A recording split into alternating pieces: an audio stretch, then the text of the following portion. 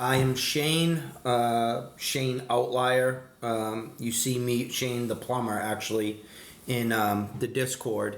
And a lot of people have been asking what social arbitrage is. I'd quote something from Dumb Money, but I don't think that would pay respect to who I see as the king of dumb money and social arbitrage, which is Peter Lynch.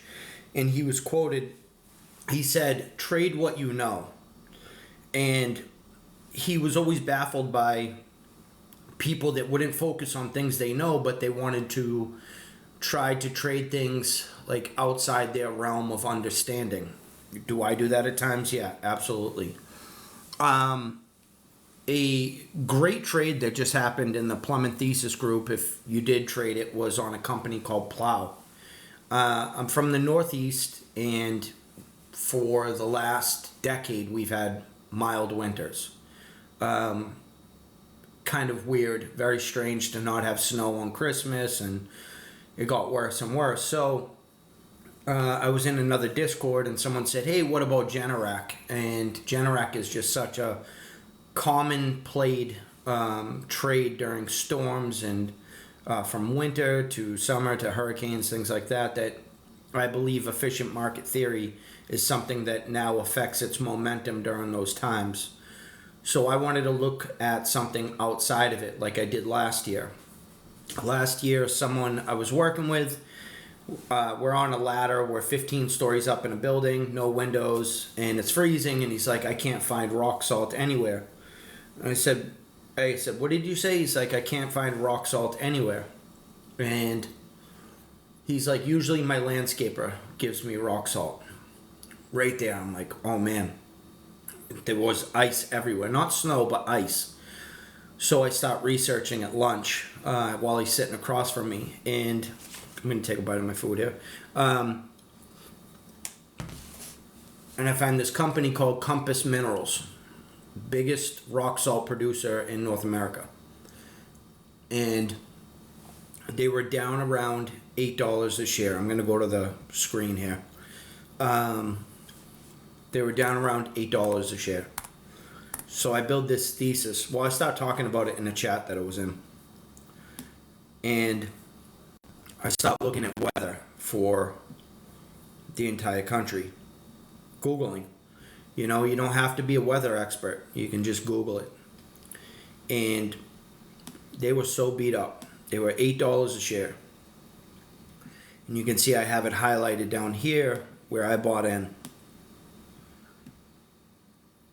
Right around here. I think, yeah, it was like $8.97. So I stopped buying call options. And you can see, oh, sorry about that. This was the lead up to earnings. And this was earnings. Absolutely parabolic. This is the type of move, and it's not that hard to understand. Shortage of rock salt. Neighbor can't find any. Landscapers can't find any. Let me go research something like that. So fast forward to 2026. Compass Minerals, to me, is efficient market theory. We're not going to look at it like now the hedge funds and now the big names know. We've had some harsh winters. Rock salt's the way to go. Blah blah blah. It becomes more of a commodity that might pay out dividends. I don't research it that deep. But I find a company called Plow. And they are exactly what you think, a plow company. Well, plow blades. And I start researching because we haven't had many plowable winters in over a decade. So first I go back 5 years. And you can see on this chart, let's see, this is 2023. It hits an order block.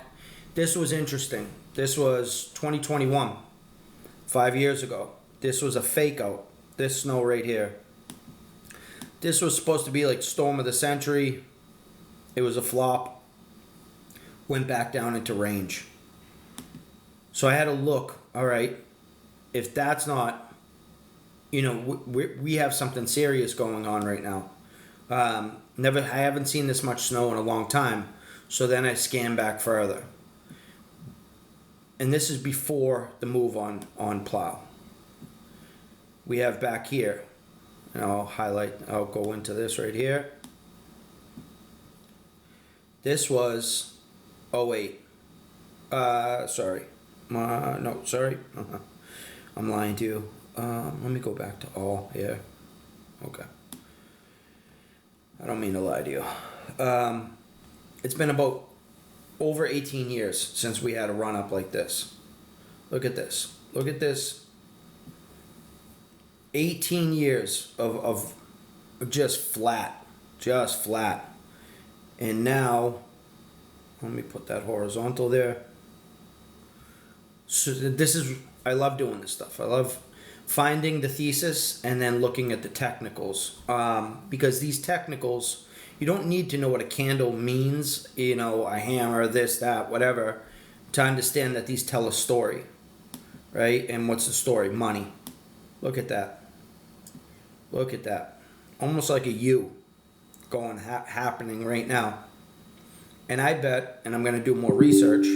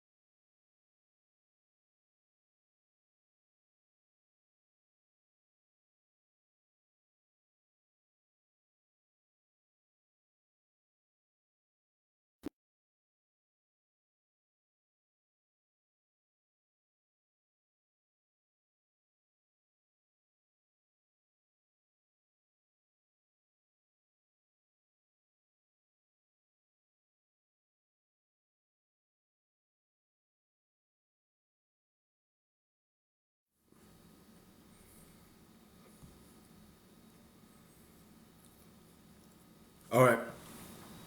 So we cut out. We're back. Good. All right. So, battery died. Sorry about that. But I bet and I'm going to, after I get off this, because it's actually interesting to me. If we check the total snow accumulation in North America, or in America, from, sorry. Let me go to all again. Here we go. May 16th. I apologize. I give you the wrong date. So this is a 5-year pattern, not 20. But from 2019 to current date, we can kind of gauge what kind of earnings beat. And this isn't an earnings beat like they sold more plows, because they're actually going to sell plows in September for the winter, but this is probably guidance. That's what you would look for. So you're looking at like a massive earnings. Like they probably, because you can't look at every 10K the same. Companies like this, you want to probably see sales. This is a sales company. They sell blades, but you can see the pattern is very similar. You have your cup. You run up. Probably went parabolic, probably bad snowstorm. back here in, let's see, yeah, it's not really showing that, but I'm going to do this later. So I'm going to look at this and check out what the storm was like then, or the snow accumulation, because this is very interesting. So this is social arbitrage. Sometimes I have to do more research. And so let me show you what Plow has done since we got into it. Let's get this out of here. I'm going to go to 1 day.